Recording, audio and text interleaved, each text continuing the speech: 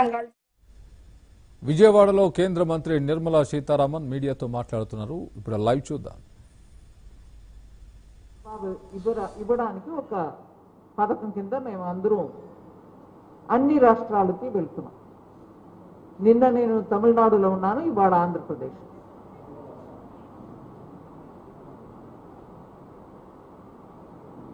ఈ 3 యాక్ట్స్ని సవరణలు చేయడానికి వెనకాల కారణం మీ అందరికీ తెలిసిందే. Please SIT down. కుర్చీలు వేసుకోండి, కూర్చోండి, నిలబడవద్దు. సో ఈ యాక్ట్స్ని అమెండ్మెంట్ ఎందుకు చేయాలనేది ఇవాళ రేపు ఏదో వచ్చిన విషయాలు కావు. ఇట్లాంటి అమెండ్మెంట్స్ దగ్గర 30 సంవత్సరాల నుంచి మాటల్లో ఉన్నాయి. అంటే రిఫార్మ్ చేయాలి, అగ్రికల్చర్ని ఇంప్రూవ్ చేయాలి, రైతులకి అది బెనిఫిషియల్గా ఉన్నట్టు మనం చేయాలి అని చాలా వరకు డిస్కషన్స్ జరుగుతూ వచ్చినప్పటికీ బీజేపీ తన ఎలక్షన్ మేనిఫెస్టోలో కూడా దాన్ని పెట్టాం. రిఫార్మ్ చేస్తాము అగ్రికల్చర్ని, రైతులకి సువిధ ఉండాలి, రైతులు ఫ్రీగా ఎక్కడ కావాలో అక్కడ తన ప్రోడక్ట్ని సేల్ చేసుకోవడానికి వీలుగా ఉండాలి అని ఇవన్నీ మేనిఫెస్టోలో పెట్టాం. అట్లాగే కొన్ని పార్టీలు ఇవాళ ఆపోజిషన్లో ఉన్నటువంటి పార్టీలు కూడా వాళ్ళ మేనిఫెస్టోలో పెట్టారు. సో ఈ రిఫార్మ్ అనేది ఏదో కొత్తగా ఇవాళ జరిగినటువంటి విషయం కాదు. కానీ ప్రతి ఒక్క అవకాశాన్ని వదిలించుకోకుండా మనకు అవకాశం దొరికినప్పుడు రిఫార్మ్ కూడా చెయ్యాలనే ఆ డిసైర్ ప్రైమ్ మినిస్టర్ ఎప్పుడు ఉంటుంది. కాబట్టి ఇప్పుడు కోవిడ్ వల్ల వచ్చిన లాక్డౌన్ వల్ల వచ్చిన స్లో ఈ ఆపర్చునిటీని కూడా దీంట్లో ఎన్నో ఛాలెంజెస్ ఉన్నా కూడా ఆ ఛాలెంజెస్కి తగినట్టు ఏమేమి చేయాలో చేస్తూ కొన్ని రిఫార్మ్ మెషర్స్ కూడా చేయాలి అని ఈ రిఫార్మ్ కూడా లేబర్ రిఫార్మ్ కూడా ఇప్పుడు పార్లమెంట్ ద్వారా, ముందు ఆర్డినెన్స్ ద్వారా, తర్వాత అదే ఇది పార్లమెంట్లో కూడా వెళ్ళాయి. ఈ 3 యాక్ట్స్ని రిఫార్మ్ కరెక్షన్ చేయడానికి, అమెండ్మెంట్ చేయడానికి కారణం ఏంటంటే లేబర్ లాస్ లాగా ఒకటి చేసి వదిలేస్తే ఇంకొకటి చెయ్యకపోతే చేసినది కూడా ఫలితం ఉండదు అనే రకంగా ఎప్పుడు కూడా భారతదేశంలో మనం అమెండ్మెంట్ చేసి తర్వాత లేదండి దీనివల్ల ఇది ఎఫెక్టివ్గా అవ్వట్లేదు అనే చర్చ వచ్చి మళ్ళీ పార్లమెంట్లో వెళ్ళి ఇంకోసారి కరెక్షన్ చేయడం ఇవన్నీ జరుగుతూ మనం చాలా వరకు చూస్తాం. కానీ ఈ పట్టు అందుకని కొంచెం విస్తృతంగా అందరితోటి చర్చ చేసి చేస్తున్నామంటే ఈ 3ని ఒకే సమయం చేస్తేనే ఫుల్ ఎఫెక్ట్ దొరుకుతుంది అనే ఒక నిర్ణయానికి వచ్చినాకనే the 3 of them were changed together. ముఖ్యంగా ఈ అమెండ్మెంట్స్ ద్వారా రైతులకి ఏం ఎఫెక్ట్ వస్తుంది? ఇప్పుడు సదర్న్ స్టేట్స్లో కొంచెం సెటప్ వేరే రకంగా ఉంది. ప్రైవేట్ ప్రొక్యూర్మెంట్ కూడా జరుగుతుంది, లేదు మార్కెట్ యార్డ్స్లో కొంచెం ఆపరేషన్ వేరే విధమా నార్త్ ఇండియా కంపేర్ చేస్తే అని ఉన్నప్పటికీ రైతు ఒక్క స్టేట్ నుంచి ఇంకో స్టేట్కి తన ప్రోడక్ట్ని తీసుకెళ్ళడానికి ఇబ్బంది ఉండేది. ఈ లా ద్వారా అది తొలగించేసేది. ఇప్పుడు మనం ఎయిర్పోర్ట్ నుంచి వస్తూ ఉండగా కొంతమంది రైతుల్ని కలిసాను. ఉదాహరణకి కరివేపాకు తన చేతులు పెట్టుకుని నిలబడిన రైతు చెప్పే విషయం ఏంటంటే మీరందరూ కూడా విన్నారు. తను ఇప్పుడు ఇక్కడి నుంచి ముంబై వరకు తన కరివేపాకుని పంపిస్తున్నాడు. ఈ అమెండ్మెంట్స్ వచ్చే ముందు తను దానికోసం 10,000 రూపాయలు ప్రతిసారి అదనంగా ఖర్చు పెట్టాల్సి వచ్చింది, డిఫరెంట్ ట్యాక్సెస్ గురించి. ఇప్పుడు అది ఉండదండి, మోదీ గారికి ధన్యవాదాలు అని ఆ రైతు అక్కడ నిలబడి చెప్పారు. మీ అందరూ ఉన్నారు అక్కడ. అది ఏంటి అది వ్యవహారం ఏంటి దాన్ని? ఇప్పుడు ఆంధ్రప్రదేశ్ నుంచి ఒక రైతు హర్యానా, పంజాబ్లో, పార్ట్స్ ఆఫ్ ఉత్తరప్రదేశ్లోనూ తన ప్రోడక్ట్ని పంపించాడంటే ఉన్నటువంటి మార్కెట్ యార్డులో అది వెళ్ళి అక్కడ ట్రాన్సాక్షన్ జరిగి ఆ ట్రాన్సాక్షన్ ప్రతి ఒక్కసారి కూడా ఒక 3% ట్యాక్స్, ఆ యార్డ్ ట్యాక్స్, ఆ 3%కి ఆ యార్డ్ బేస్డ్ ట్యాక్స్ కట్టాలి. అది కాకుండా ఇంకొక 3% అగ్రి ఇన్ఫ్రాస్ట్రక్చర్ కొరకు అని చెప్పి అక్కడ కలెక్ట్ చేసే ఇంకో 3%, పైపెచ్చు 2%, 2.5% మధ్యవర్తుల కోసం ట్యాక్స్. సో మొత్తానికి 8 to 8.5% ట్యాక్స్కే వెళ్తుంది. ఇప్పుడు మనం చెప్పేది ఏంటంటే ఆ ఏపీఎంసీ ఇంటాక్ట్గా ఉంటుందండి, మేము అది ముట్టుకోవట్లా. ఎందుకంటే ఏపీఎంసీ అనేది స్టేట్ లా, ఆ స్టేట్ లా ద్వారా ఎస్టాబ్లిష్ అయినటువంటి రైతు బజార్ అనండి, లేకపోతే committee, marketing committee, marketing yard అండి, అక్కడ జరుగుతున్నటువంటి విషయాల్లో మనం జోక్యం చేసుకోవట్లేదు. దానికి బయటనో లేకపోతే రాష్ట్రానికి బయటనో, outside of the state or outside of the marketing yard ఒక రైతు ట్రాన్సాక్షన్లో ఎంగేజ్ అయ్యాడంటే, కొనుగోలు చేసుకుంటున్నాడు, అమ్ముతున్నాడు అంటే ఏ రకమైన ట్యాక్స్ ఉండదు. అది ఈ సవరణలో ఒక భాగం.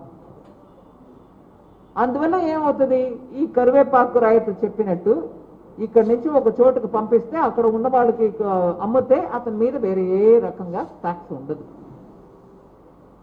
ఇది రైతుకి డైరెక్ట్లీ బెనిఫిట్. ఇంకొకటి,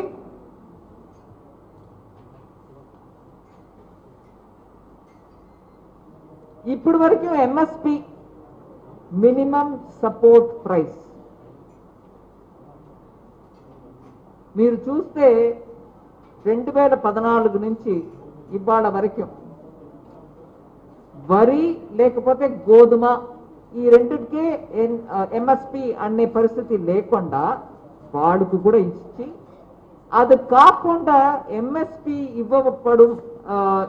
ఇవ్వడానికి ఉన్నటువంటి లిస్టు దాంట్లో 22 to 23 ఐటమ్స్ ఉన్నాయి.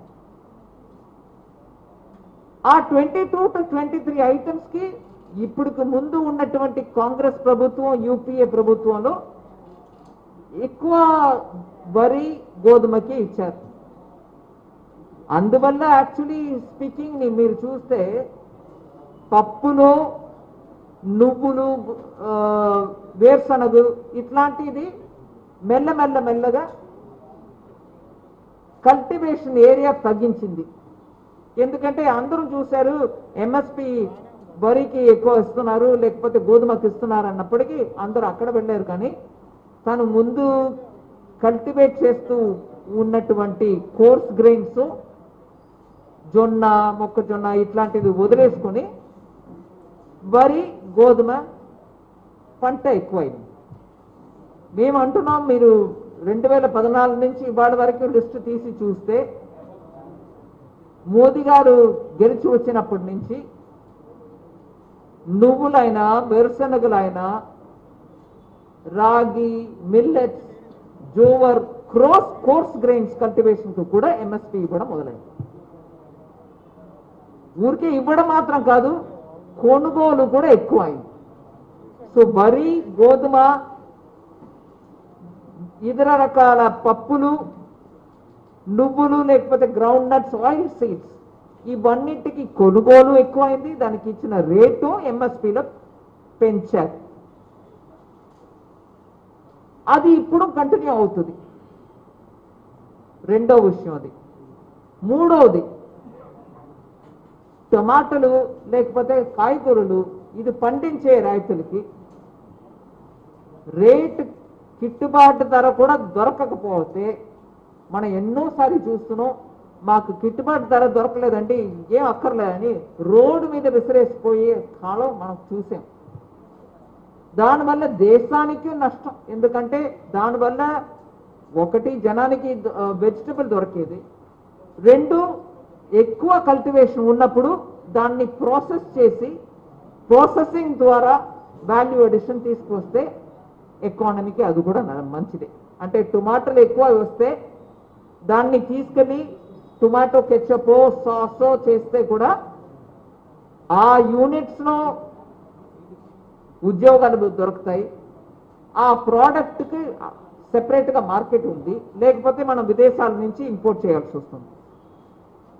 అలా త్వరగా పాడయ్యే టైప్ వెజిటబుల్ ఫ్రూట్స్కు ఇప్పుడు మీరు ఈ కాంట్రాక్ట్ ఇవ్వడానికి అంటే ఒకరు కొనుక్కోవడానికి ఇష్టం ఉన్నవాళ్ళు వచ్చి మీ దగ్గర విత్తనాలు వేస్తున్న సమయంలోనే వచ్చి మీ దగ్గర పంట ఎంత ఉంటుంది, ఈ క్వాలిటీ ఉంటుందా, నేను విత్తనం కూడా ఇవ్వడానికి సిద్ధంగా ఉన్నాను, మీరు తీసుకోండి, కాంట్రాక్ట్లో భాగమా కాదు కానీ నేను కొనుగోలు చేసుకుంటాను కాబట్టి మంచి విత్తనం ఇస్తే మంచి ప్రోడక్ట్ దొరుకుతుందని ఇట్లా అగ్రిమెంట్ చేసుకొని దాన్ని కొనుగోలు చేయడానికి రెడీగా ఉన్నవాళ్ళు చేసుకోవడానికి వీలుగా అగ్రిమెంట్ చేసుకోవడం, దీనికి ఒక ప్రోఫార్మా సెట్ చేయడం, దాంట్లో డిస్ట్రిక్ట్ అడ్మినిస్ట్రేషన్ తోటి మాట్లాడుకొని ఫేర్ రేట్ ఎంత ఉంటుంది దాని కింద తీసుకోకూడదు అని ఇబ్బంది మార్పులు చేర్పులు ఇంకో రకం. దీనికి తోడు సరే ఇలా కొనుగోలు చేసుకున్నారు, దానికి వాల్యూ అడిషన్ చేయాలి. లేదు నేను టొమాటో ఎగ్జాంపుల్ తీసుకున్నప్పుడు చెప్పాను, ఉదాహరణంగా సాసో కెచపో చేయాలి, అది తీసుకొచ్చి ఒక చోట్ల పెట్టుకున్నారు అన్నప్పటికీ ఇప్పుడు ఉన్నటువంటి వ్యవస్థలో ఏమయ్యా ఎందుకు ఇంత పెట్టుకున్నావు అని అతని మీద రైడ్, అతని మీద కేసు పెట్టడం ఇవన్నీ జరుగుతున్నాయి. అక్కర్లేదు, ఎసెన్షియల్ కమోడిటీస్ యాక్ట్ అని ఉన్నంత ఆ లాలో కొన్ని సవరణలు చేస్తే ఇట్లా జెన్యున్లీ ఫుడ్ ప్రాసెసింగ్ కోసం కొనుగోలు చేసుకొని పెట్టుకున్నారు. శనగలు కొన్నారు శనగపిండి తయారు చేయడానికి, బస్తాలు పెట్టుకుని కూర్చున్నారు, ఆయన్ని రేట్ చేస్తే ఎసెన్షియల్ కమోడిటీ యాక్ట్ కింద నెక్స్ట్ టైం రైతు పక్కన వెళ్ళడు అతను. సరే నెక్స్ట్ టైం రైతు దగ్గర నుంచి కొనాలి, నువ్వు కొనుక్కో కానీ 5 కేజీ కొళ్ళు 10 కేజీ కొళ్ళు అంటే అది శనగపిండి తయారు చేయడానికి ఎకనామికల్గా ఉండదు. అందువల్ల కొనుగోలు లార్జ్ స్కేల్లో కొనుక్కొని దాన్ని ప్రాసెస్ చేయడానికి వీలుగా ఉండాలని ఎసెన్షియల్ కమోడిటీ యాక్ట్ను కూడా సవరణ చేశాం. నేను ఓపెనింగ్ స్టేట్మెంట్గా ఇంతవరకు బ్రాడ్గా ఇండికేట్ చేస్తున్నా. ఐఎమ్ షూర్ మీరందరూ కూడా ఇవన్నిట్లో బాగా అధ్యయనం చేసుకొని అర్థం చేసుకొని వచ్చిన సీనియర్ జర్నలిస్ట్, ఇంతకంటే నేను ఇప్పుడు చెప్పకుండా మీ ప్రశ్నలకు జవాబు చెప్తూ I can explain a few more things. ఒక నిమిషం వారు నడుపుతారండి. ఎవరు introduce yourself, from which media you are, electronic or print media? Mic pass చేస్తాం ఉందండి మైక్. మేడం, కాంట్రాక్ట్ ఫార్మింగ్ అన్నారు, అయితే ఈ ఒప్పందంలో రైతులకి జరిగే నష్టాన్ని మీరు ఎట్లా పోలుస్తారు? First of all Excuse me, please introduce yourself. Sir, my name is Dhananjay madam from ETV. Contract farming అన్నారు కదా, దాంట్లో రైతులకు జరిగేటువంటి నష్టాన్ని మీరు ఎట్లా పోలుస్తారు? ఫస్ట్ ఆఫ్ ఆల్ అక్కడ ఆ చట్టాన్ని సవరించే బదులు ఫుడ్ ప్రాసెసింగ్ ఇండస్ట్రీస్ని ప్రోత్సహించుంటే బాగుండేది కదా. చట్టాన్ని సవరించకుండా ఫుడ్ ప్రాసెసింగ్ ఇండస్ట్రీకి ఎంత ప్రోత్సాహం ఇచ్చినా కొనుగోలు ఎలా జరుగుతుందండి? ఇప్పుడు ఫుడ్ ప్రాసెసింగ్ ఇండస్ట్రీస్కి ఇప్పుడు ప్రోత్సాహం ఇస్తూ ఉన్నాం, ఇప్పుడు దానికి కేటాయింపు చేస్తూ ఉన్నాం. లార్జ్ ఫుడ్ పార్క్స్ ఇప్పుడు వరకే ఎస్టాబ్లిష్ చేస్తారు కూడా, ఇప్పుడు వరకే ఎస్టాబ్లిష్ అయ్యాయి కూడా. అందుకని ఫుడ్ ప్రాసెసింగ్ ఇండస్ట్రీస్కి ప్రోత్సాహం ఇవ్వకూడదు, ఇది చేస్తే చాలు అని కూడా మేము అనుకోవట్లే. ఫుడ్ ప్రాసెసింగ్ ఇండస్ట్రీస్కు ప్రోత్సాహం ఇస్తాం, దానికి తోడు ఇది చేయకపోతే వాడికి ఇచ్చిన బెనిఫిట్ కూడా సరిగా ఉండదు అనేది ఒక థింకింగ్. అది ఒక ప్రశ్న. ముందు ఫస్ట్ ప్రశ్న మీరు అడిగింది ఏంటి? ఈ కాంట్రాక్ట్ ఫార్మింగ్ ద్వారా వచ్చిన నష్టం. కాంట్రాక్ట్ ఫార్మింగ్ ఇప్పుడు ఈ ఈ సవరణల తర్వాత ఎలా జరుగుతుంది అనేది ఎక్స్ప్లెయిన్ చేయడానికి రూల్స్ రెగ్యులేషన్ అన్ని ఇష్యూ చేస్తారు. దాన్ని చూసుకున్నాక ఏం నష్టం జరుగుతుందని మీరు చెప్తే నేను జవాబిస్తా. కానీ ఇప్పుడు నష్టం అని మీరు అనుకునేది ఏంటో నాకు అర్థం అవుతుంది. వాస్తవానికి కాంట్రాక్ట్ ఫార్మింగ్ ధర ఒక నిర్దేశిత ధరకు మాత్రమే, అంటే ఒక సెలెక్టెడ్ ప్రైస్కి మాత్రమే అతను ఒప్పందం చేసుకోవాల్సి ఉంటుంది. అంతకంటే ఎక్కువ బయట మార్కెట్లో అతనికి ధర దక్కితే రైతుకి ఆ మొత్తాన్ని నష్టపోవాల్సిందే కదా రైతు. అగ్రిమెంట్ టర్మ్స్ ఏకపక్షంగా ఉండదండి, ఇద్దరు మాట్లాడుకునే చేస్తారు. దానికి మాట్లాడుకోవడానికి ఒక ఫార్మట్ ఉంటుంది. అది కాకుండా డిస్ట్రిక్ట్ అధికారి డిస్ట్రిక్ట్ కలెక్టర్ లెవెల్లో ఉన్నటువంటి అఫీషియల్స్ కూడా దీంట్లో పాల్గొంటారు if they want. So there are mechanisms through which ఏ ఒక్కరికి కూడా నష్టం జరగకుండా ముందుకు వెళ్ళాలనే దృష్టితోటే ఈ స్టెప్ తీసుకున్నారు.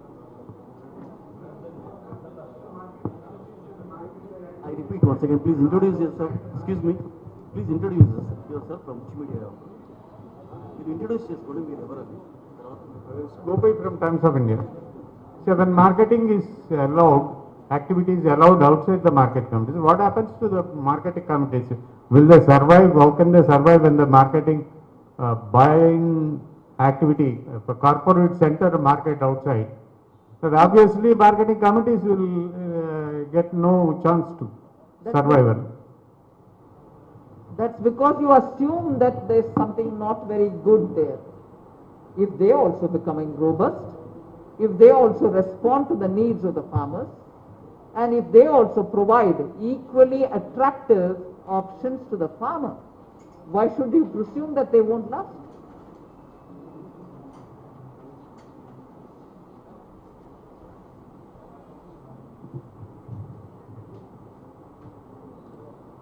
I am Surya from PTM. Related to this finance issues, for long the state has been seeking compensation of the revenue deficit grant. If you don't mind, I will answer your question, but let me just finish on the farm bill first. I'll come back to you. Madam Srinivasan Bharat today. Madam ఈ amendments అన్నీ కూడా అంటే చిన్న సన్నకారు రైతులకి ఏ విధంగా ఉపయోగపడదు అనేది రైతులు కొంత ఆవేదన వ్యక్తం చేస్తున్నారు. అంటే పెద్ద మొత్తంలో ఈ కాంట్రాక్ట్ ఫార్మింగ్ అనేది చిన్న చిన్న ఫార్మర్స్ చేయలేని పరిస్థితి. వాళ్ళు ఎకరం 2 ఎకరాల పంటలు పండించేసరికి వాళ్ళు ఎక్కడో చోట అప్పు తీసుకున్న పరిస్థితి. మీకు మార్నింగ్ అక్కడ రైతులు కూడా కొంతమంది చెప్పారు చెరుకుకి బ్యాంకులు కూడా రుణాలు ఇవ్వట్లేదు చెరుకు పంటకి అని, తాము బయట అప్పులు తీసుకొచ్చుకునే పరిస్థితి ఉంటుందండి.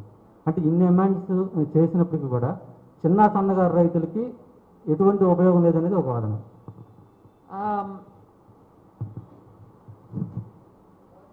ఆ అనుమానం మనసులో ఉండదు, ఆ సస్పిషన్ మన మనసులో ఉన్నది నేను అర్థం చేసుకోగలుగుతాను. కానీ అందుకే ఇప్పుడు మీరు చూస్తే ఫార్మర్ ప్రొడ్యూసర్ ఆర్గనైజేషన్ అని చిన్న చిన్న రైతుల్ని ఒక గ్రూప్ కింద చేసి వాళ్ళ పంట గురించి వాళ్ళు ఆలోచించుకొని ఎలా ఏం చేయాలనే నిర్ణయం చేయడానికి, అది కాకుండా గ్రామ లెవెల్లోనే ఈ ఫార్మర్ ప్రొడ్యూసర్ ఆర్గనైజేషన్ ద్వారా వాళ్ళని గ్రూప్ చేసినాక వాళ్ళకే కావాలంటే ఇంకా కొంచెం ఇన్వెస్టబుల్ క్యాపిటల్ ఇచ్చి మీరు స్టోరేజ్ కెపాసిటీ గ్రామంలోనే చేసుకొని దాంట్లో పెట్టుకొని ఎప్పుడు మీకు మంచి రేటు వస్తుందో అప్పుడు అమ్ముకోండి అనే టైప్లో ముందే బడ్జెట్లోనే ఆత్మనిర్భర్ భారత్ కోవిడ్ ప్యాకేజ్ వచ్చినప్పుడే అనౌన్స్ చేశాం. ఈ సెషన్ పార్లమెంట్లో ఈ అమెండ్మెంట్స్ చేశాం.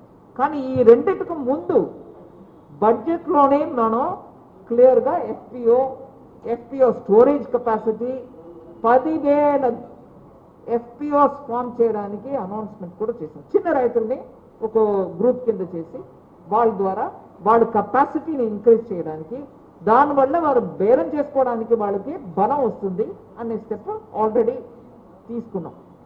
అది ప్రతి స్టేట్లో మంచిగా జరిగితే సన్న రైతులు కూడా ఇగ్నోర్ అవ్వదు.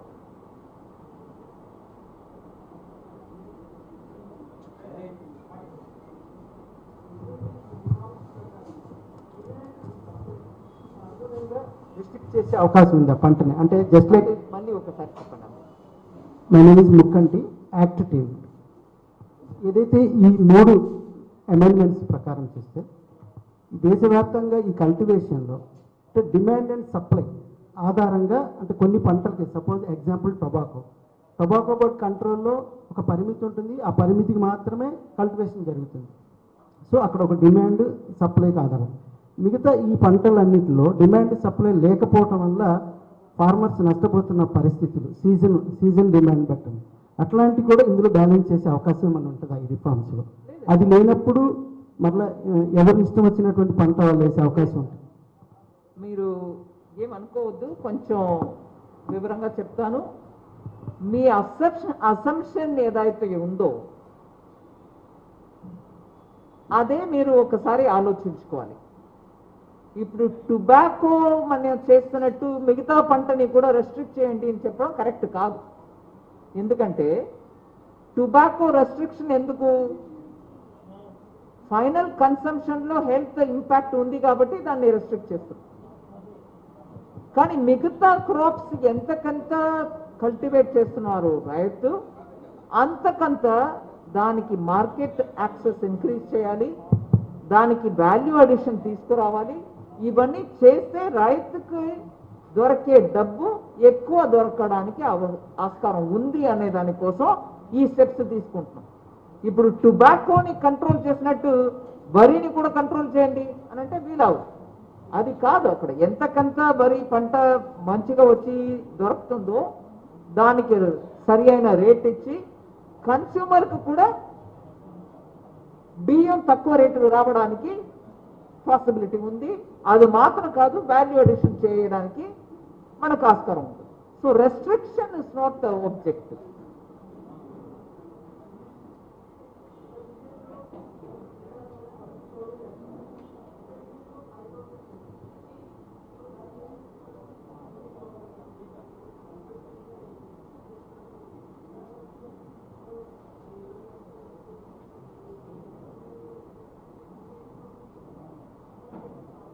అదే కదండి ఇప్పుడు చేసేది.